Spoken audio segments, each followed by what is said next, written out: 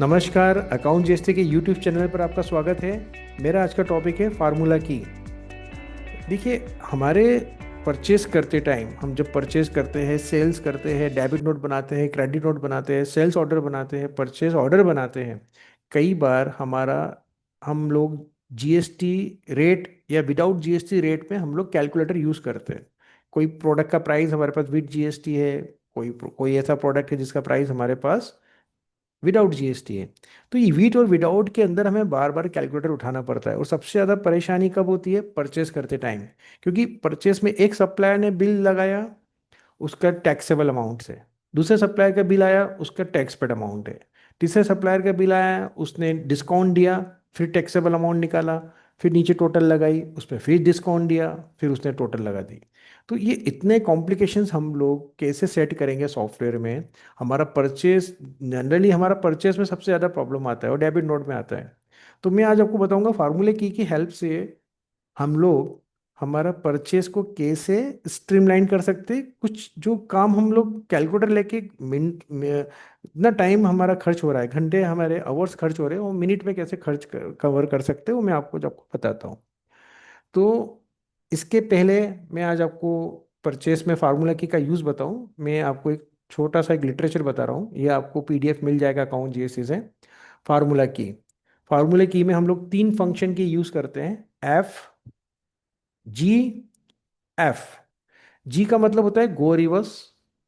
ठीक है, जो भी मेरा मेरा टैब रेट टाइपिंग पैटर्न है, मान लीजिए मैं प्राइस विद जीएसटी देता हूँ कस्टमर्स को, अगर मैं जी को यूज़ करूंगा तो वो उसका रिवर्स कर देगा, विदाउट जीएसटी कर देगा। ये सुनने में थोड़ा अभी टफ लग रहा है, बट मैं प्रैक्टिकल बताऊंगा तो आपको सब चीज़ क्लियर हो जाएगी कि कितना ईजी है ये बहुत ईजी प्रोसेस है। परचेस, जनरली इसका यूज़ परचेस में ज़्यादा होता है, लेकिन आप सारे वॉचर में इसका यूज़ कर सकते हो। तो जी का मतलब जो भी मेरा रेट टाइपिंग पैटर्न है उसका रिवर्स। टी का मतलब टोटल टैक्सेबल अमाउंट। एफ का मतलब full amount with GST. Total taxable amount, full amount with GST. तो ये एफ, जी और जी, टी और एफ कैसे यूज होता है ये मैं आपको आज बताता हूँ। मैं एक सप्लायर, ये मैंने अकाउंट जीएसटी का सॉफ्टवेयर ओपन कर रखा है। यहाँ पे मेरा एक परचेस का फॉर्म है, ये परचेस वाउचर मैंने ओपन कर रखा है। ठीक है, ये परचेस वाउचर कहाँ से ओपन होता है? डैशबोर्ड पे नीचे परचेस, यहाँ पे मैं क्लिक करूंगा तो परचेस वाउचर ही ओपन हो जाएगा।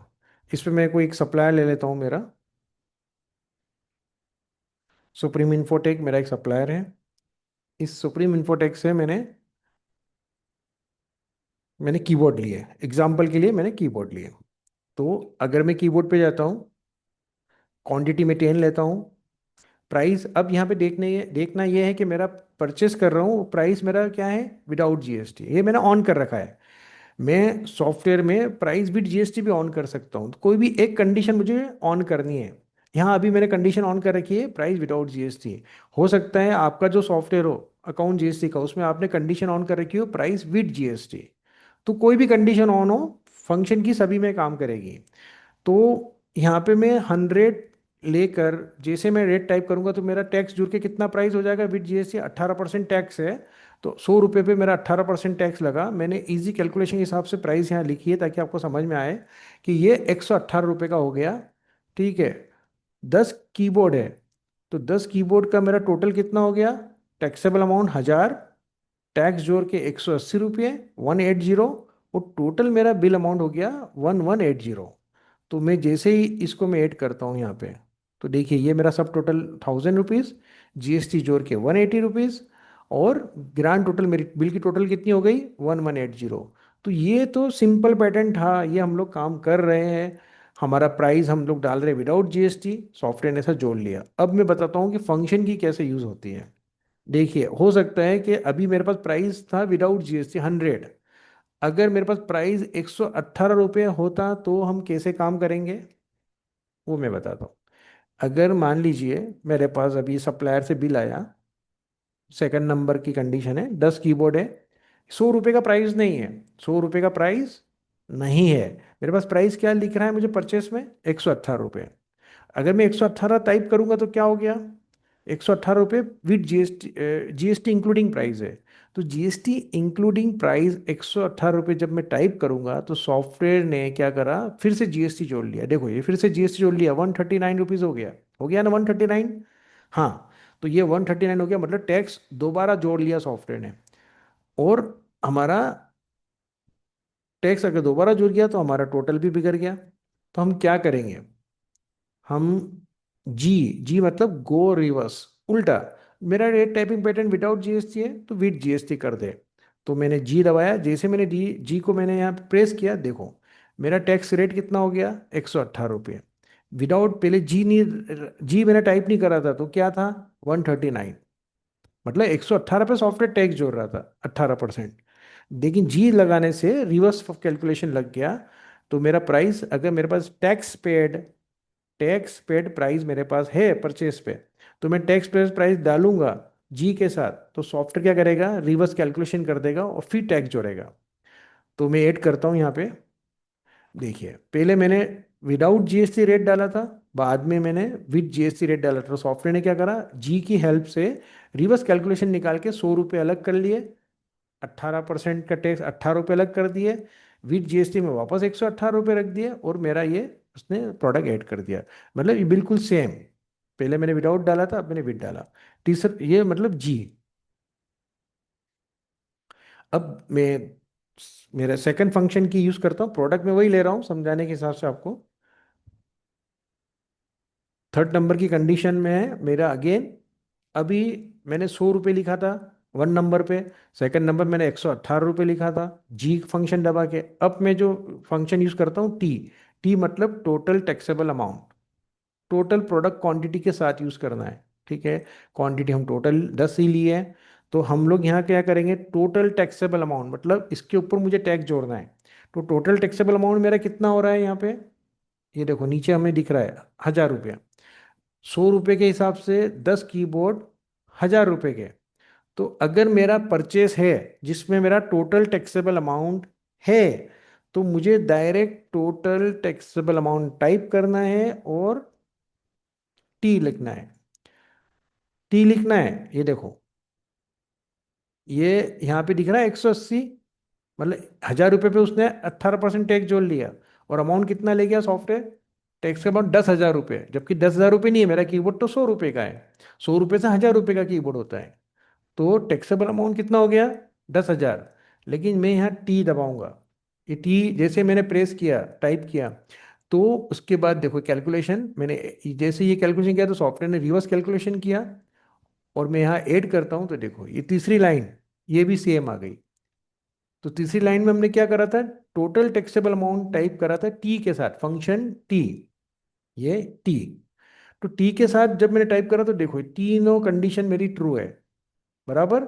100 रुपये मेरा विदाउट जीएसटी, 118 विद जीएसटी, और टैक्सेबल अमाउंट भी मेरा सेट हो गया, और मेरा प्रॉपर रिजल्ट आ गया। तो ऐसा कोई सप्लायर का बिल जिसमें टैक्सेबल अमाउंट लिखा हुआ है, लास्ट कॉलम देखना आप, सप्लायर के लास्ट कॉलम बिल में टोटल टैक्सेबल अमाउंट लिखा रहता है। तो total taxable amount, unit price भी मैंने छोड़ दी, मैंने डिस्काउंट भी छोड़ दिया, मैंने उसके डेसिमल वैल्यूज भी छोड़ दी, मैंने डायरेक्ट टोटल टैक्सेबल अमाउंट लिख दिया टी के साथ, फंक्शन टी। टी के साथ जैसे मैंने टोटल टैक्सेबल अमाउंट लिखा, सॉफ्टवेयर ने रिवर्स कैलकुलेशन कर दिया। अब मेरा लास्ट फार्मूला है F, full amount with GST. ये कैसे होगा फुल अमाउंट विद जीएसटी, मतलब मेरा कोई सप्लायर का ऐसा कोई बिल है जिसमें लास्ट कॉलम जो होता है उसमें फुल अमाउंट विद जीएसटी लिखा हुआ है, tax, full full amount with GST. तो फुल अमाउंट विद जीएसटी कैसे लिखना है, ये मैंने चौथे नंबर की कंडीशन करी, 10 कीबोर्ड, फुल अमाउंट जीएसटी कितना होगा, यहाँ पे देखो नीचे जो आ रहे हैं हमारे पास 1180 रुपये।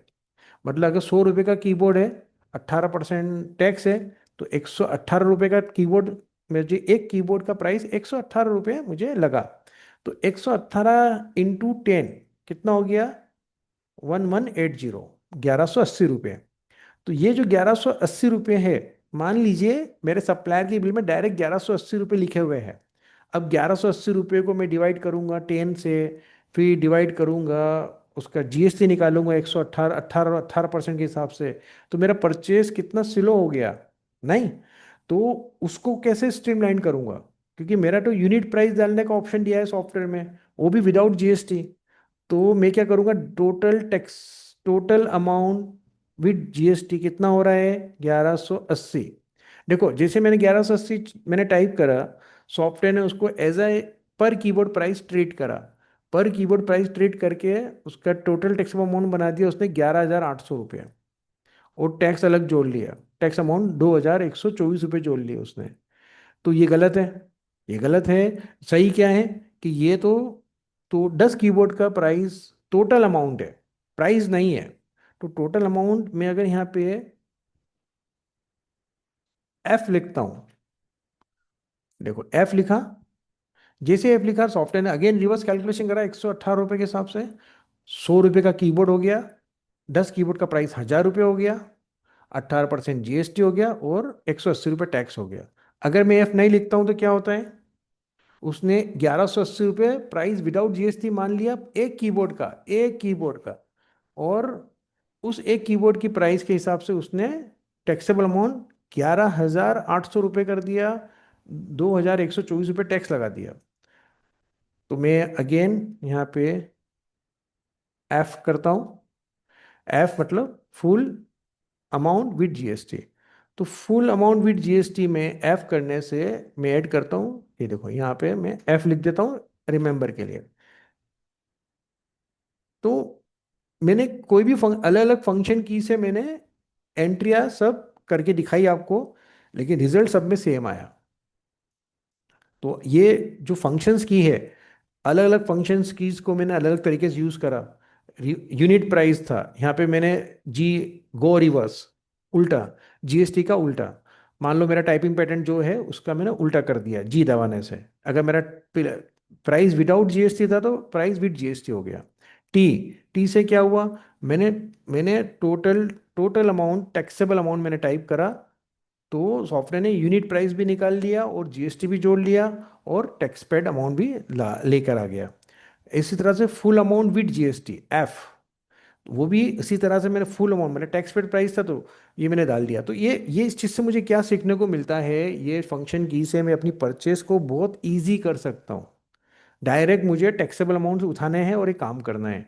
तो कई बार हम लोग परेशान होते हैं, हमारा कैलकुलेशन मिस्टेक होता है, सप्लायर राउंड अप कहीं और कर रहा है, ये सॉफ्टवेयर कहीं और राउंड अप कर रहा है। तो ये राउंड अप अलग अलग सॉफ्टवेयर में अलग अलग तरीके से होता है। कुछ जेनरिक सॉफ्टवेयर होते हैं जो जिनका प्रोसेस सेम होता है, कुछ बार हमारे कस्टमाइज सॉफ्टवेयर होते हैं उनका राउंड अप पैटर्न चेंज हो जाता है। तो ये जो पैटर्न चेंज हो जाता है, तो 1 रुपये 2 रुपये का जो टोटल यहाँ मैच नहीं होता। जैसे हो सकता है आपका टोटल है 4,720 रुपये, हो सकता है आपको वहाँ दिख रहा हो 4,721 रुपये। वो 1 रुपये का क्या करेंगे, वो भी तो मैच होना चाहिए ना। तो वो इजीली फंक्शन की से मैच हो जाता है।